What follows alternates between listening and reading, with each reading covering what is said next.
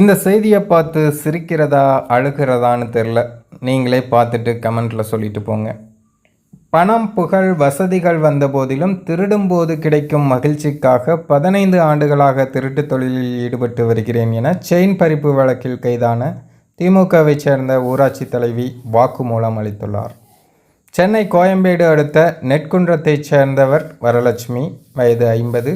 இவர் காஞ்சிபுரத்திலிருந்து அரசு பேருந்தில் சென்னை திரும்பிய போது அவரது பையில் இருந்த 5 சவரன் நகையை பெண் ஒருவர் திருடியுள்ளார். இது குறித்து கோயம்பேடு போலீசார் விசாரித்து திருப்பத்தூர் மாவட்டம் நரியம்பட்டு ஊராட்சி தலைவரான திமுகவை சேர்ந்த பாரதி, வயது 51, அவரை கைது செய்தனர்.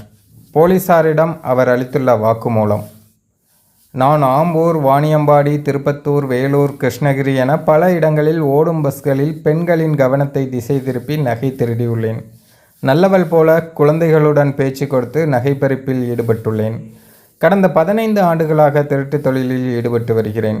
என்னிடம் இருந்த பணத்துடன் திருடிய நகைகளை விற்று கிடைத்த பணத்தையும் சேர்த்து சொந்த ஊரில் வணிக வளாகம் கட்டியுள்ளேன். ஊராட்சி தலைவியான பின் திருட்டு தொழிலை விட்டுவிடும்படி உறவினர்கள் கூறினர். ஆனால் என்னால் திருடும் பழக்கத்தை விட முடியவில்லை. பணம், புகழ், வசதிகள் வந்த பின்னும் திருடும்போது கிடைக்கும் மகிழ்ச்சிக்காக இந்த தொழிலில் ஈடுபட்டு வருகிறேன். இனி திருடவே கூடாது என ஒவ்வொரு நாளும் சபதம் எடுப்பேன். ஆனால் திருடுவதற்கு வாய்ப்பு கிடைக்கும் போதெல்லாம் நான் தோற்று விடுவேன். என் திருட்டு பழக்கத்தால் இன்று கூனி குறுகி நிற்கிறேன். என்னை மன்னித்து விடுங்கள். இவ்வாறு அவர் வாக்குமூலம் அளித்துள்ளார். இதுதான் திமுக ஊராட்சி தலைவி கொடுத்த வாக்குமூலமாக. இதை பார்த்தா நமக்கு சிரிப்பு தான் வருது.